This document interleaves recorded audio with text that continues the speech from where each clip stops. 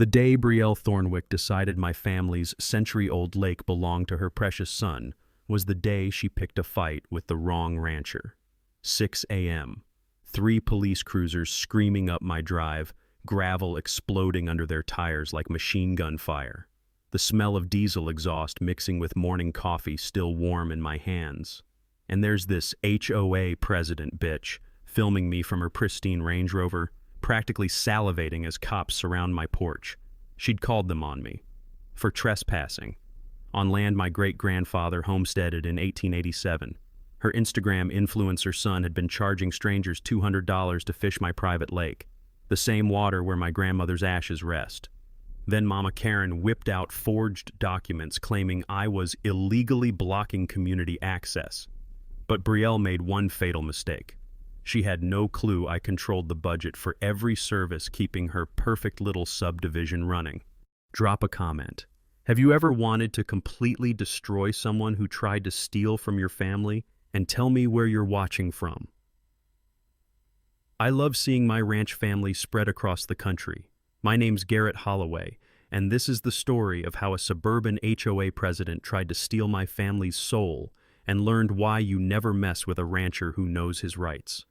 2,400 acres of Montana paradise, carved from wilderness by my great-grandfather Augustus in 1887. That 12-acre spring-fed lake where he built our first cabin. It's where 4 generations of Holloways have been born, raised, and laid to rest. The morning coffee steam mixing with mountain air, leather saddle creaking under my weight, meadowlarks calling across pastures. This isn't just land, it's legacy.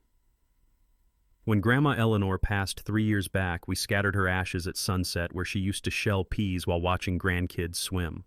The sound of water lapping those smooth stones still carries her laughter on quiet evenings. I'm 45, divorced, living alone since my daughter Skylar left for college. Been working this ranch since I could hold reins, planned to die here. Never imagined some HOA princess would declare war on everything my family built. 5 years ago, everything changed.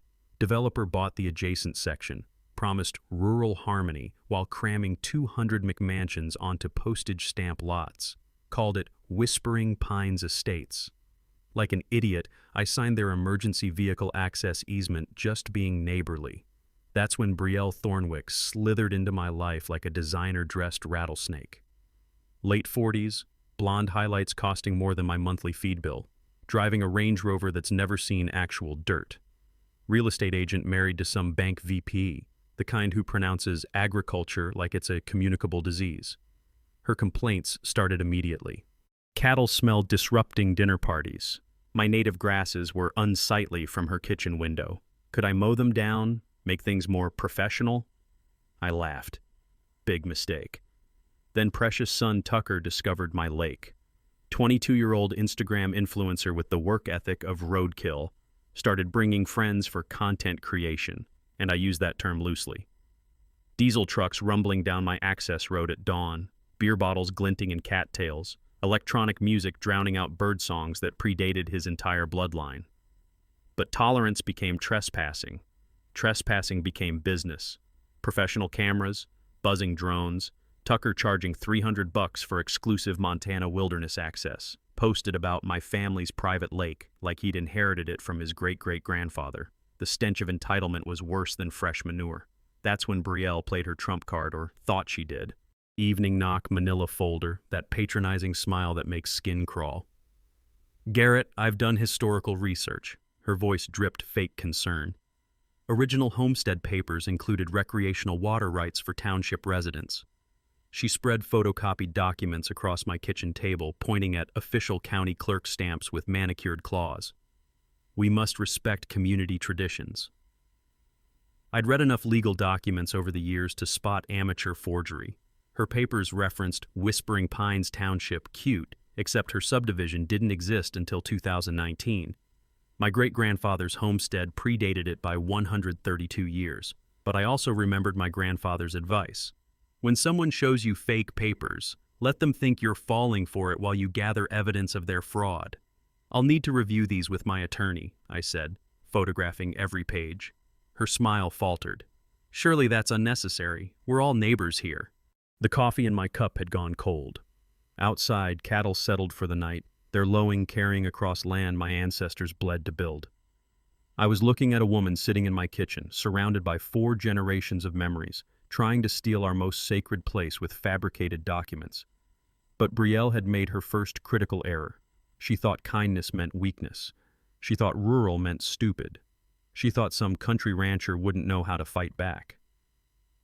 She was about to learn that Montana ranchers don't just know the land, we know the law. And when someone tries to steal your heritage with forged papers, you don't just defend yourself. You destroy them completely. Brielle didn't waste time turning her fake documents into a weapon. She weaponized the entire county bureaucracy. 2 weeks later, County Inspector Martinez knocked on my door, looking embarrassed as hell. "Sorry, Garrett, got a formal complaint about illegal water access restrictions." Lady called headquarters 3 times demanding immediate action. We walked the property together, Martinez shaking his head. "This is horseshit. Your documentation's perfect, boundaries are clear, no violations anywhere."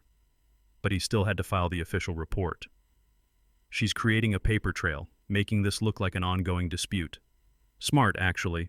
Diabolical, but smart." The real gut punch came next. Brielle organized a community safety meeting at her clubhouse.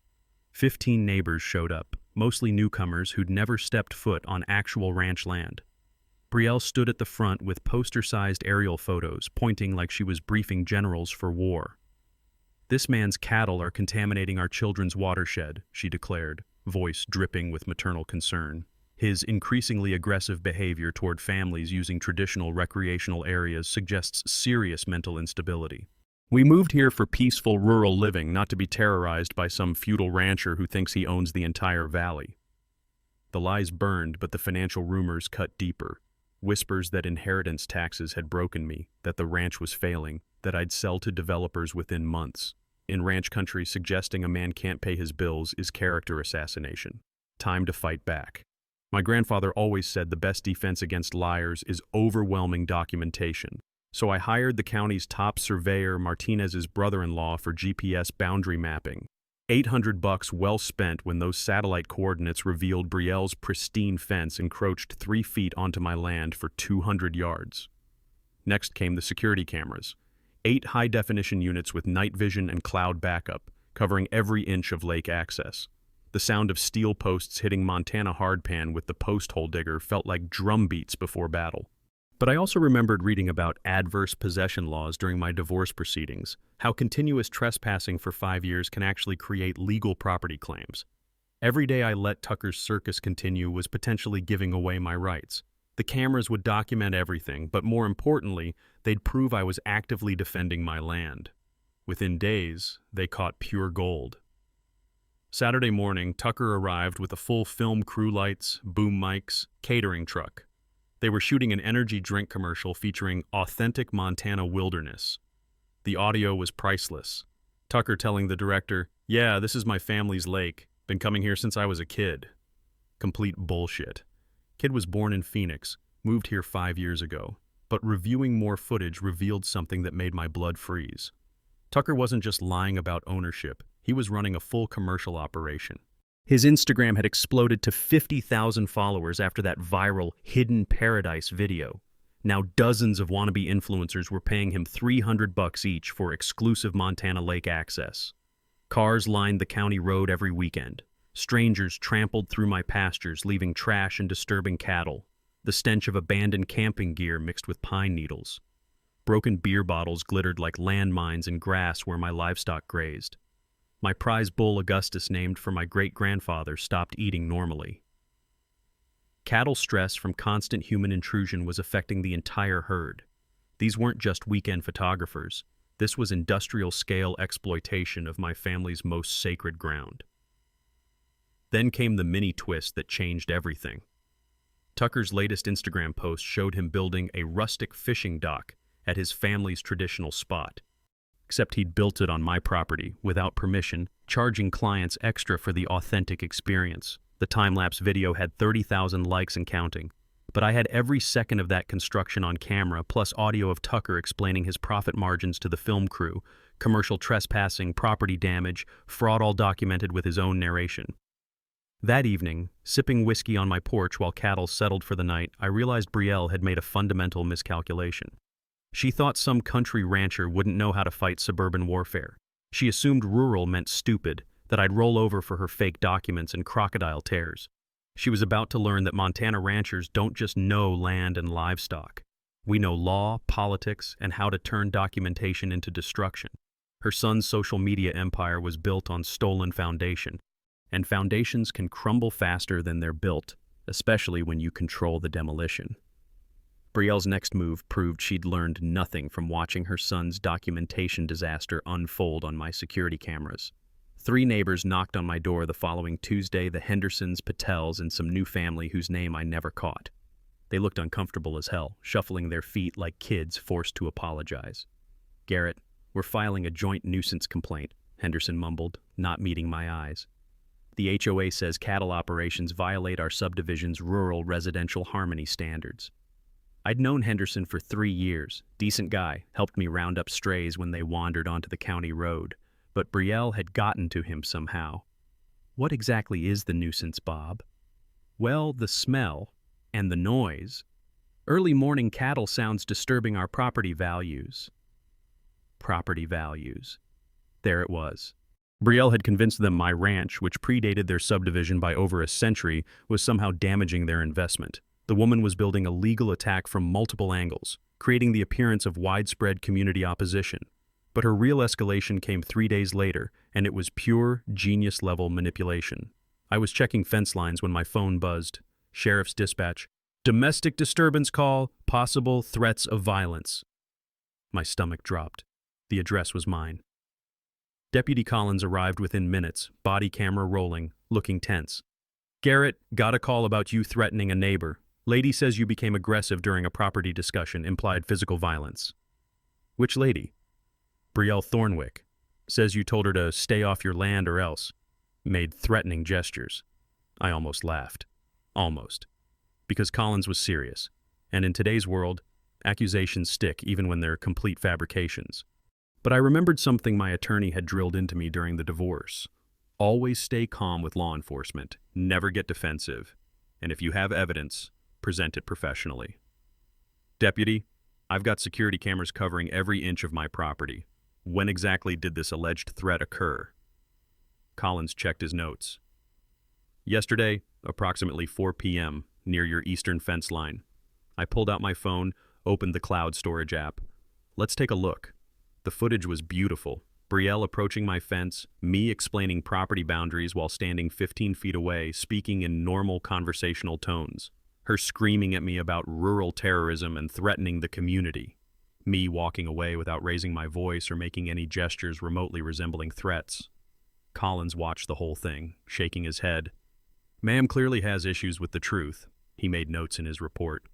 "But Garrett, you need to know she's filing for a restraining order. Claims you have a history of aggressive behavior towards subdivision residents." A restraining order. Brilliant, actually. Even if it got dismissed, the mere filing would create legal documentation suggesting I was dangerous, unstable, the aggressor in this situation. Her husband's law firm major conflict of interest she conveniently hadn't disclosed was probably coaching every move. But 2 could play the documentation game. I'd been reading Montana property law since our first encounter, learning everything about homestead rights, water law, and harassment statutes. Turns out filing false police reports is a felony, carrying up to 2 years in prison. Each false report creates a separate criminal charge. And the patterns of harassment I was documenting could support civil damages including attorney fees and reputation harm. My counterpunch came swift and surgical. First, I filed my own harassment complaint, supported by 47 documented incidents over 6 months. Every trespassing event, every false claim, every attempt to damage my business relationships, all time-stamped with photographic evidence. Then I hired McKinsey & Associates, the best water rights attorneys in the state. Cost me $5,000 up front, but they confirmed what I'd suspected. My 1887 homestead patent included absolute water rights under federal prior appropriation doctrine. No HOA, no county, no state agency could override those rights without constitutional due process and just compensation. The insurance gambit was Brielle's next masterpiece of manipulation. My liability carrier called Thursday morning.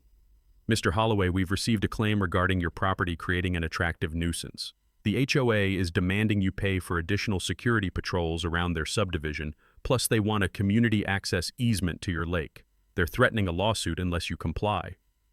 Attractive nuisance. Legal term meaning your property draws people into dangerous situations, like a swimming pool might attract children who could drown. Except my lake was surrounded by no trespassing signs and security cameras. Hardly an invitation to the public. The insurance company initially sided with Brielle. Lawsuit avoidance was their priority, not my rights. They threatened rate increases unless I resolved the community concerns amicably. But here's what they didn't know. Those security cameras had captured something extraordinary. Tucker's latest Instagram post, bragging about earning $47,000 in 3 months from exclusive lake access fees. He'd inadvertently documented the commercial exploitation of my property, providing perfect evidence that any attractive nuisance was artificially created by his own illegal business operations. Sometimes the best defense is letting your enemies hang themselves with their own rope. Brielle's desperation started showing when she called Channel 7 News with her sob story about wealthy rancher bullying working families. I was fixing fence posts when my daughter Skylar called from college, voice tight with worry. "Dad, you're on the evening news. Some woman is saying you're threatening families and blocking public lake access. They're showing aerial footage of our property." The story aired that night. Ranch owner denies lake access to community children. Brielle had staged the perfect photo op, crying kids in swimsuits standing at my fence line, holding signs reading "Let us swim" and "Stop rural bullying." The reporter bought every word, painting me as some corporate agriculture villain denying innocent families their traditional recreational rights. But what really showed Brielle's growing panic was the GoFundMe page. Save Public Lake Access. Legal defense against corporate intimidation. She'd raised $12,000 in 2 days, claiming she needed money to fight my army of lawyers and protect community rights. The comments section was brutal. People from across the country calling me a greedy bastard, threatening to boycott Montana beef, demanding the governor seize my property for public use. Death threats started arriving by email and Facebook Messenger. 3 local businesses canceled their contracts with me that week. The feed store, the veterinary clinic, even the mechanic who'd serviced my equipment for 15 years. Economic warfare designed to pressure me into surrendering. But Brielle's most vicious escalation was pure sabotage. Saturday morning, my water pump system failed catastrophically. 80-year-old equipment finally giving up, or so it seemed, until I found the severed electrical lines and smashed control panel hidden behind the pump house. $8,000 in repairs, and my cattle lost water access during the hottest week of summer. The security cameras caught shadows moving near the pump house at 2 a.m. Friday night, but the figures wore hoodies and kept their faces hidden. Smart, but not smart enough to avoid leaving tire tracks in the mud-distinctive tread pattern matching Tucker's lifted pickup truck. Sheriff Collins investigated, found insufficient evidence for criminal charges. Amazing how quickly law enforcement standards change when political pressure gets applied. Brielle's husband sat on the county hospital board with Collins' wife. Coincidence, I'm sure. But every action creates reaction, and I'd been learning more than just property law. My daughter Skylar, journalism major with her mother's investigative instincts, started digging into Brielle's background while I dealt with repairs. What she found was dynamite. Brielle had been fired from her previous real estate job for falsifying property documents. Client reviews online accused her of scamming elderly sellers with forged paperwork and inflated fees. Better yet, Brielle's husband's bank was facing federal audit for questionable lending practices, the same bank holding the subdivision's construction loans and most residents' mortgages. If that institution failed, Whispering Pines property values would crater overnight.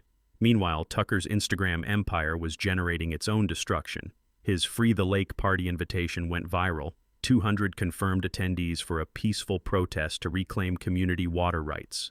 Except peaceful protest, in influencer speak, means drunken invasion with professional photography equipment. They came like locusts Saturday night, cars parked along the county road for half a mile, strangers hiking across my pastures carrying coolers, camping gear, and enough camera equipment to film a movie. The smell of marijuana smoke mixed with barbecue charcoal as they set up on my lake shore like conquering armies. The party lasted until 3 a.m. Fireworks launched over water where my grandmother's ashes rested, electronic music drowning out night sounds that had echoed unchanged for generations. When sunrise revealed the damage, I wanted to vomit. Trampled fence lines, scattered cattle, and a grass fire started by Roman candles that consumed 40 acres of prime pasture. The volunteer fire department responded, along with sheriff's deputies and an ambulance for 3 alcohol poisoning cases. $15,000 in property damage, not counting the ecological destruction to wetlands and nesting areas. Police arrested 3 partygoers for underage drinking, but Tucker and Brielle had vanished before questioning. Convenient. But while documenting fire damage the next morning, I noticed something that changed everything. The county emergency services bill was addressed to my ranch, not the subdivision. Every police call, every fire response, every ambulance run to Whispering Pines was being billed to my property address. I started pulling old records, and the pattern was crystal clear. For 5 years, every emergency service call to harass me had been funded by my own tax payments. Brielle had been using my money to wage war against me. But that discovery led to something even bigger. In my grandfather's old filing cabinet, buried under decades of farm equipment receipts, I found a folder marked County Service District, 1962. Inside were documents that would flip this entire battle on its head. Documents proving I held legal authority Brielle never suspected existed. Documents that would let me destroy her perfect suburban kingdom with a single phone call. That manila folder in my grandfather's filing cabinet contained the nuclear option I never knew I possessed. The documents were yellowed with age, stamped with official seals from 1962. Rural Service District Formation, Cedar Ridge County. My hands actually trembled reading the legal language, because buried in bureaucratic jargon was the key to everything. Back in the 60s, Montana created special districts to provide municipal services to scattered rural properties. My grandfather's ranch, being the largest landholding in the area, was designated as the anchor parcel for the entire region's emergency services, road maintenance, and utilities coordination. But here's the kicker. The original agreement automatically made the ranch owner the legal service district administrator with broad oversight powers. Powers that transferred with property ownership, whether anyone remembered them or not. I was the district supervisor. Had been for 3 years since inheriting the ranch. And I'd been completely clueless. The legal framework was mind-blowing. As district administrator, I had authority to approve or deny all municipal service contracts for the entire area. Police patrols, fire department response, emergency medical services, even road maintenance for subdivision access roads, everything required my signature. More importantly, I had the legal right to audit all district expenditures and terminate contracts for cause with 30 days' notice. My attorney confirmed it Monday morning, voice practically vibrating with excitement. Garrett, this is legitimate. The 1962 Rural Service District Act is still active law. These powers were never revoked or transferred. You've been unknowingly subsidizing services that primarily benefit the subdivision while they use those same services to harass you. The financial implications were staggering. The service district was funded through special property tax assessments based on acreage. My ranch paid 60% of the total budget, roughly $200,000 annually, while the entire HOA subdivision collectively paid the remaining 40%. For 5 years, I'd been funding my own persecution. Every police call Brielle made to harass me, every emergency response to Tucker's illegal parties, every patrol car that showed up to intimidate me, all paid for with my tax money. But the real revelation came when we examined 20 years of district financial records. The spending patterns were criminal. Massive overcharges for security services provided by companies owned by Brielle's husband's business associates. The HOA had been billing the district for private amenities, pool maintenance, landscaping, clubhouse utilities, even their tennis court lighting. They'd systematically looted public funds to subsidize their private lifestyle, thinking the country rancher would never notice or understand the bureaucratic shell game. I'd found their Achilles heel, and it was made of pure greed. The technical details were beautiful in their simplicity. Montana's sunshine laws required complete transparency for all service district operations. I could demand immediate access to every contract, every invoice, every payment authorization for the past decade, and what I'd find would be enough to destroy them all. My authority included power to terminate contracts with 30 days written notice, audit all expenditures for compliance, and refer financial irregularities to state and federal prosecutors. I could literally shut down their access to police, fire, and emergency services while demanding restitution for years of embezzlement. But the psychological impact was even more powerful. For months, I'd been playing defense, reacting to Brielle's attacks, documenting harassment while she controlled the narrative. Now I held the ultimate trump card, the power to dismantle her entire suburban kingdom with legal authority she'd never suspected existed. Sitting in my kitchen that evening, coffee growing cold while I reviewed the documents for the 10th time, I realized this wasn't just about property anymore. This was about justice for every rural landowner who'd been bullied by entitled suburban colonizers. Every rancher, farmer, or longtime resident who'd watched newcomers arrive and immediately demand changes to accommodate their preferences. Brielle thought she was fighting some isolated country rancher with limited resources and legal knowledge.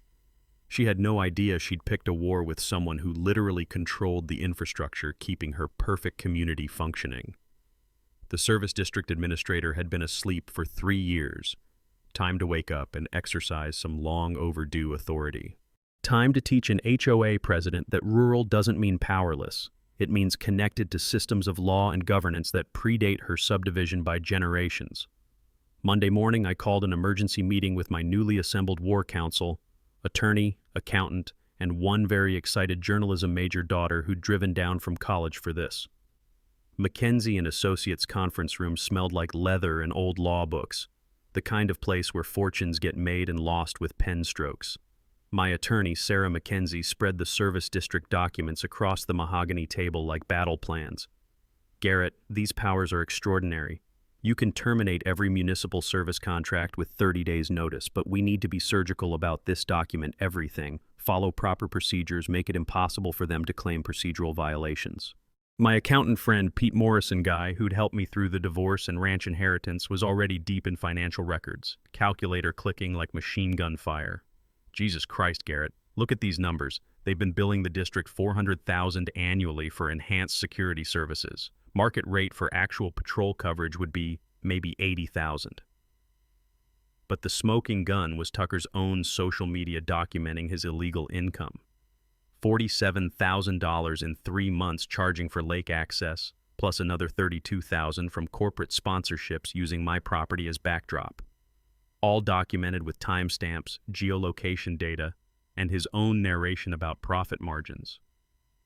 Skylar had her laptop open, monitoring social media chatter and mapping Brielle's network. Dad, it gets better. I found connections between the security company overcharging you and Brielle's husband's bank. Same ownership group, same business address.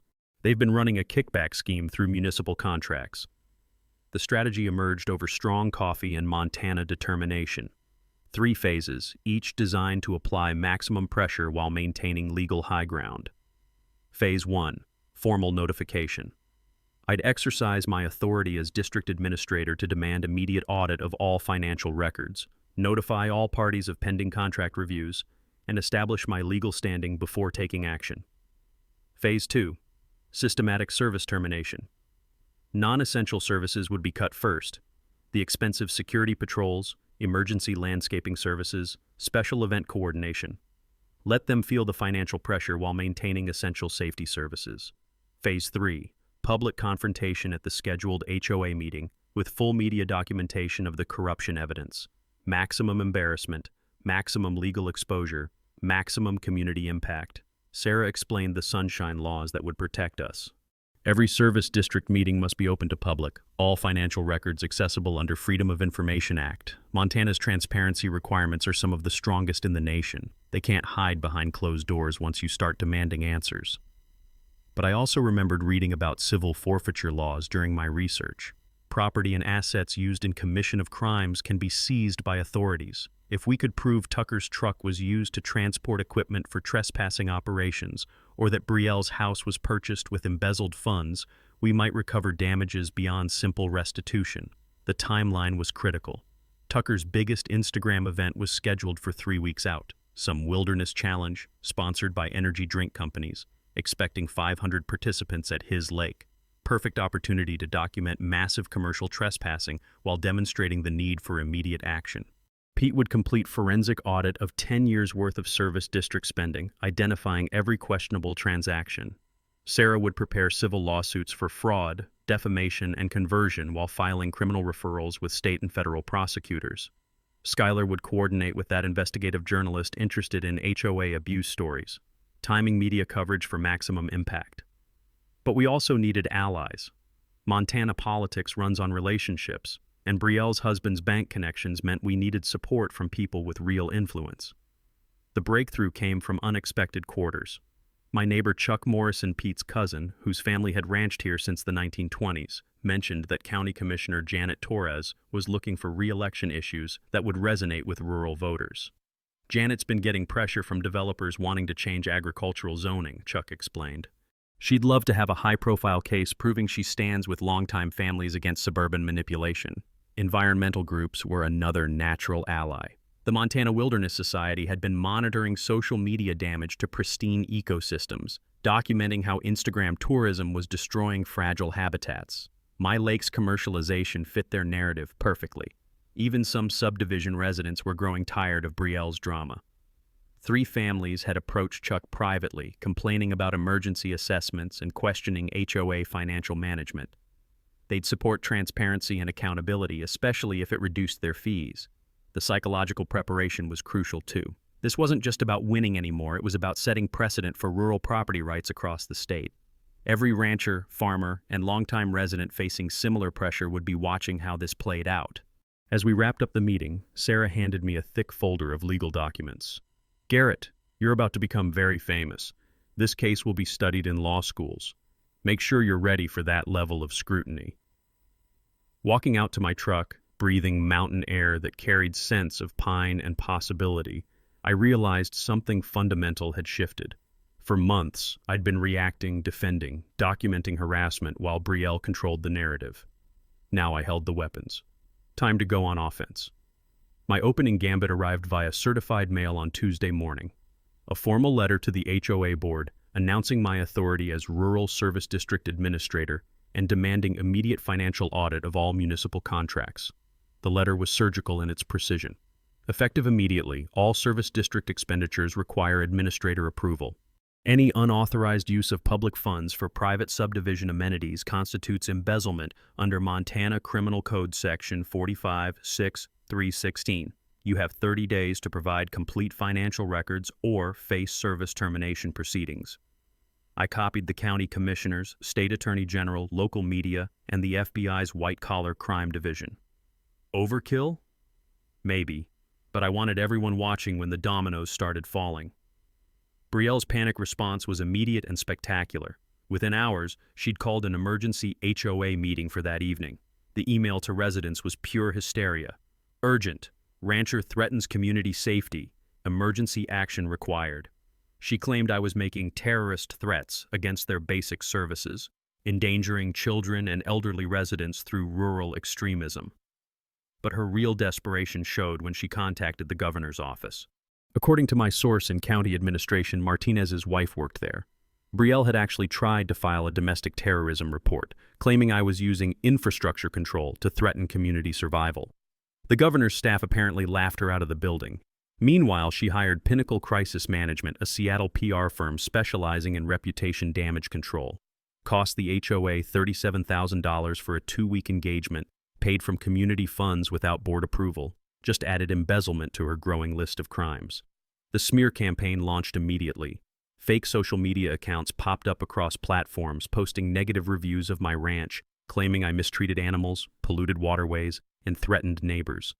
Anonymous tips flooded state agencies, IRS, EPA, animal control, building inspectors, all alleging various violations that would require expensive investigations to disprove. Tucker escalated his own game, posting a tearful video claiming I'd threatened him with violence. "This crazy rancher said he'd make me disappear if I didn't stop using the community lake," he sobbed, designer tears rolling down his face. "I'm scared for my safety, scared for my family." Complete fabrication, but the video went viral. Death threats started arriving by the dozen, people calling me a psychopath, demanding authorities arrest me before I snapped completely. The algorithm loves controversy, and Tucker was feeding it exactly what it craved. But while they manufactured drama online, I was building my case systematically. My attorney had filed preliminary injunctions against further harassment, supported by 47 documented false reports. Each fabricated complaint created separate criminal charges under Montana law filing. False police reports carries up to 2 years prison time, and the pattern we documented suggested organized conspiracy. Pete's forensic audit was revealing criminal activity spanning years. The security company billing $400,000 annually was owned by Brielle's brother-in-law, providing services that existed mostly on paper. Actual patrol hours logged were less than 20% of billed time. They'd been stealing $300,000 yearly from public funds. The subdivision's landscaping, pool maintenance, and clubhouse utilities had all been fraudulently charged to the service district. Even their tennis court lighting upgrade was billed as emergency road illumination. Creative accounting that would make Bernie Madoff proud. But Brielle's most desperate move was pure sabotage designed to create emergency justification for her actions. Thursday night, someone cut my fence lines in 3 locations, allowing cattle to wander onto county roads during rush hour traffic. The sabotage was carefully planned cuts made where security cameras couldn't see, timed to create maximum chaos and danger. My phone started buzzing at 6 a.m. with frantic calls.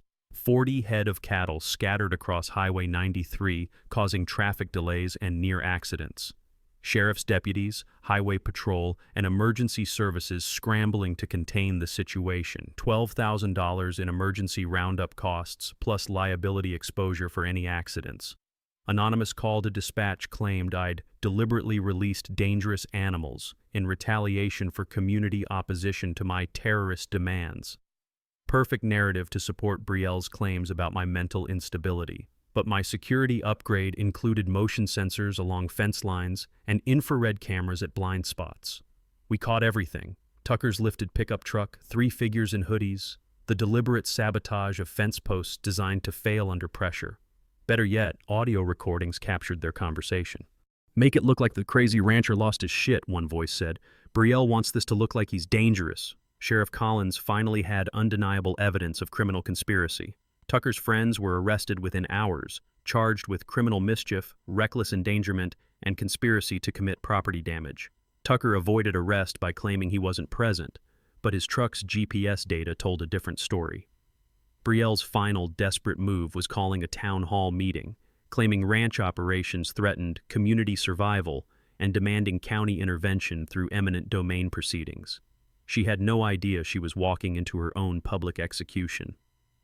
The criminal charges against Tucker's fence-cutting crew triggered a community revolt that Brielle never saw coming. 3 subdivision kids arrested for felony property damage, facing up to 5 years in state prison. Their parents, decent people who'd been manipulated by Brielle's lies, suddenly realized their children had been recruited for criminal conspiracy by the HOA president they'd trusted. But Brielle's response revealed just how deep her corruption ran. She hired criminal defense attorney Marcus Webb, charging his $60,000 retainer directly to HOA funds without board approval. When residents questioned the expenditure at Thursday's emergency meeting, she claimed community money was appropriate for defending residents against rural aggression. The backlash was swift and brutal. Homeowners started demanding financial transparency, questioning years of inflated assessments and mysterious security upgrades. 3 board members resigned rather than face liability for Brielle's unauthorized spending. Property values dropped 15% in 2 weeks as word spread about ongoing legal battles. Meanwhile, my documentation was revealing criminal enterprise spanning years. Pete's forensic audit uncovered shell companies, kickback schemes, and systematic theft that would make organized crime proud. The security firm billing $400,000 annually was owned by Brielle's husband's business partners, providing services that existed mostly on paper. They'd stolen nearly $2 million over 5 years. But the media war was heating up, and Schuyler's investigative journalism connections were paying dividends. Channel 7's follow-up story included interviews with 3 families who'd been pressured to sign false complaints against me. Elderly residents revealed Brielle had threatened foreclosure proceedings through her husband's bank if they didn't support her community safety initiatives. The reporter had also discovered Tucker's tax evasion. IRS documentation showed he'd earned over $200,000 from illegal lake access fees while reporting income of $37,000 on his tax returns. Federal charges were pending for tax fraud and unreported commercial activity. Tucker's Instagram empire was collapsing under scrutiny. Sponsors dropped him after learning about trespassing and fraud allegations. His follower count plummeted as people realized his family lake content was built on stolen property. Even his energy drink partnership canceled their Wilderness Challenge event. But Brielle's most desperate move proved she'd completely lost touch with reality. She approached me privately Saturday evening, finding me repairing fence damage from her sabotage operation. The smell of fierce sweat was overwhelming as she walked across my pasture in designer heels, stumbling on uneven ground like a fish out of water. "Garrett, we need to talk," she said, voice shaking. "This has gotten out of hand." I kept working, letting my body camera record everything. "What's to discuss, Brielle?" "I can make this all go away. $50,000 cash if you drop the legal action and let Tucker keep using the lake occasionally, just for personal stuff, no more commercial activity. Bribery, on camera, with audio. She'd just handed me a federal felony conviction. You're offering to pay me with money you stole from my tax payments?" Her composure cracked completely. "Look, maybe Tucker got carried away with the business thing, but boys will be boys. And yes, there might have been some accounting irregularities with the service district, but nothing malicious, just misunderstandings." Misunderstandings. $2 million in theft was a misunderstanding. "I'll resign from the HOA board," she continued, desperation making her voice shrill. "We'll sell the house, move away, never bother you again, just please don't destroy our lives over some stupid lake." Some stupid lake. Where 4 generations of my family were buried, where my grandmother's ashes rested, where my great-grandfather had built our first home with his own hands. She still didn't understand what she'd tried to steal. But her attempt at negotiation revealed something crucial. She knew the federal investigation was closing in. Her husband's bank was facing criminal charges for loan fraud and money laundering. The house they'd bought with stolen money would be seized through civil forfeiture proceedings. Their perfect suburban life was crashing down around them. The service termination notices I'd issued were creating exactly the pressure I'd hoped for. Police patrols for the subdivision now cost market rate $180,000 annually instead of the $30,000 they'd been paying. Emergency services required prepayment or private insurance. Road maintenance became HOA responsibility at $85,000 yearly. The emergency assessment notices hit mailboxes Monday morning, $3,200 per household to cover actual service costs. Most residents couldn't afford the sudden increase, creating a financial crisis that threatened the entire community's survival. Tuesday's emergency HOA meeting was standing room only, angry homeowners demanding answers about years of financial mismanagement. Several residents announced intentions to sue Brielle personally for recovery of stolen funds. Others were exploring legal options to dissolve the HOA entirely rather than face bankruptcy from her corruption. But the perfect venue for final confrontation was already scheduled. County Commissioner's public hearing on Service District Management Thursday at 2 p.m. All parties required to present evidence and testimony with full media access and public record documentation. Time to end this war once and for all. Thursday afternoon, the Cedar Ridge County Commissioner's meeting room was packed beyond fire code capacity. Local TV crews, newspaper reporters, and live-stream cameras turned the normally sleepy government chamber into a media circus. The smell of nervous sweat mixed with old coffee and leather-bound law books created an atmosphere thick with anticipation. I sat at the front table with Sarah McKenzie, our evidence organized in color-coded binders thick enough to stop bullets. Across the aisle, Brielle huddled with her expensive legal team 3 attorneys from Billings who'd driven down for what they thought would be routine damage control. The gallery was split like a wedding gone wrong. Left side, ranchers, longtime residents, and environmental advocates supporting property rights. Right side, subdivision residents, most looking confused and angry about emergency assessments they couldn't afford. In the back, Skylar live-streamed everything for her journalism project. Commissioner Janet Torres called the hearing to order, her voice cutting through the murmur. "We're here to address allegations regarding Rural Service District Financial Management and Administrative Authority. Mr. Holloway, as the complainant, you have the floor." I stood slowly, feeling the weight of 4 generations watching from beyond. "Commissioners, What I'm about to present represents the largest municipal fraud case in Cedar Ridge County history. The first exhibit was my service district documentation yellowed papers from 1962, establishing my legal authority as administrator. For 3 years, I unknowingly held budget oversight powers for every municipal service in this region, powers that Mrs. Thornwick exploited to steal nearly $2 million in public funds. Brielle's lead attorney tried to interrupt. "Objection, Your Honor. This isn't a trial, Counselor," Torres snapped. "Mr. Holloway has the floor." I opened the financial analysis, numbers that told the story better than words. My ranch pays 60% of this district's budget, roughly $200,000 annually. Those funds were systematically diverted to subsidize private subdivision amenities through fraudulent contracts. The exhibits mounted like evidence at a war crimes tribunal. Security contracts billing $400,000 for services worth $80,000. Landscaping charges for private HOA property billed as emergency road maintenance. Pool chemicals and tennis court lighting charged as public safety infrastructure. But the real bombshell was Tucker's social media evidence. Mrs. Thornwick's son documented his own crimes, earning over $200,000 selling access to my private property while evading federal taxes. Every Instagram post, every commercial transaction, every sponsored event was theft of my family's heritage. The audio recordings played through the chamber's sound system with crystal clarity, Tucker bragging about profit margins to his film crew, Brielle coaching false statements for police reports. The fence-cutting conspiracy captured an infrared video with their own voices providing narration. "Your Honor," I said, my voice carrying across the silent room, "they didn't just steal my land, they stole my family's legacy and sold it back to strangers for Instagram content." The mic drop moment came when I revealed the bribery attempt. Brielle's recorded offer to pay $50,000 for my silence played through speakers, her admission of accounting irregularities echoing off chamber walls. The sound of her designer heels stumbling across my pasture, the desperation in her voice as she realized her suburban kingdom was crumbling. Commissioner Torres leaned forward, her expression granite hard. "Mrs. Thornwick, do you wish to respond to these allegations?" Brielle's attorney whispered frantically in her ear, but she pushed him away and stood. Her voice trembled like autumn leaves. "These are all misunderstandings, accounting errors, maybe some miscommunication about service boundaries. We never intended—" "Mrs. Thornwick," Torres interrupted. "We've just heard recordings of you offering bribes and admitting to financial irregularities. This goes far beyond miscommunication."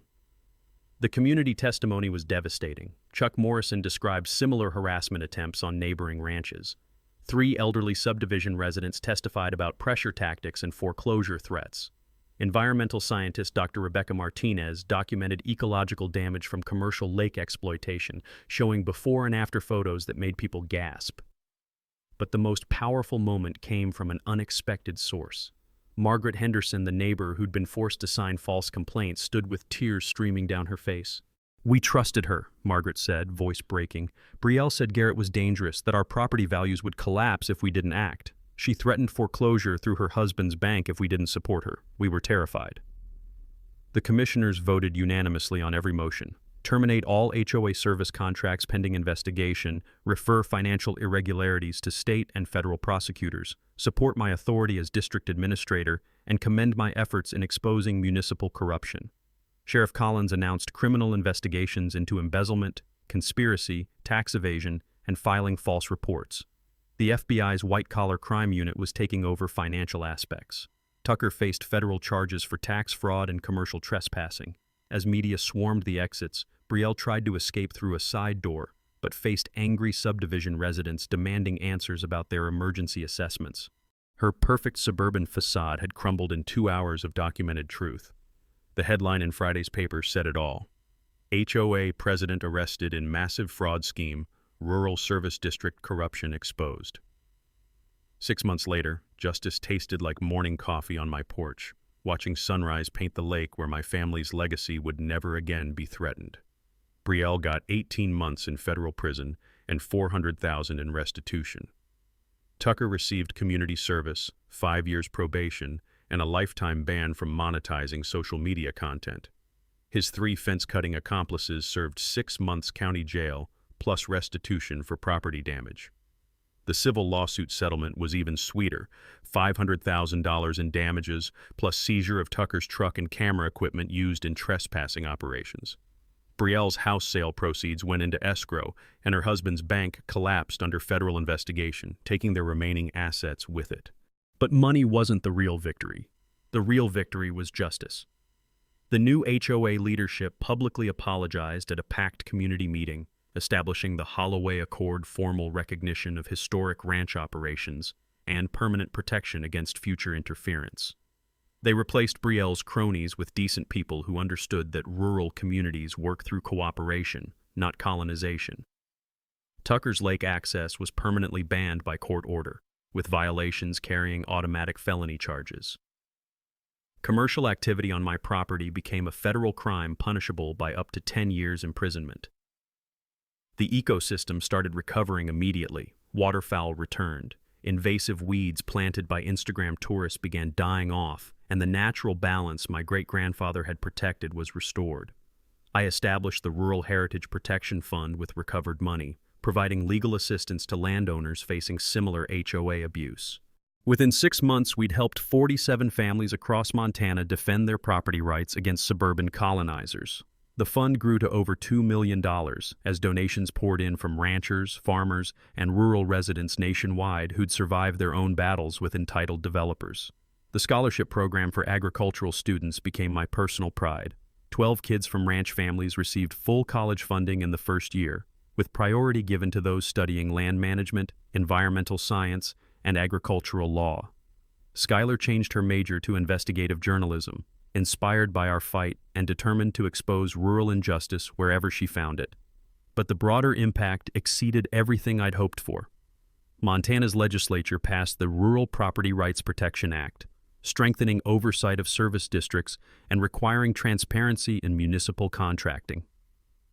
HOA financial abuse became a felony with mandatory minimum sentences. The law was nicknamed the Brielle Bill, in honor of our case. National property rights organizations used our documentation as educational material, teaching rural landowners to research their legal authorities and defend against harassment. The story appeared in legal textbooks, agricultural journals, and documentary films about land rights in America. A year later, we hosted the first annual Rural Heritage Days Festival, drawing 5,000 visitors to celebrate agriculture, conservation, and community cooperation. The event showcased sustainable ranching, environmental protection, and the economic benefits of working with longtime residents instead of against them. Tucker's former Instagram followers now learned about responsible land stewardship, wildlife conservation, and the real work required to maintain Montana's beauty. The lake became an educational site where university students studied ecosystem restoration and sustainable recreation management. Local businesses that had boycotted me during Brielle's campaign returned with apologies and renewed contracts. The feed store manager admitted he'd been pressured by threats to his bank loan, held by Brielle's husband's institution. Economic terrorism, but we'd survived and thrived. Standing by the lake last weekend, watching my daughter teach environmental science students about watershed protection, I thought about my great-grandfather Augustus. He'd homesteaded this land with nothing but determination and legal documents establishing his rights.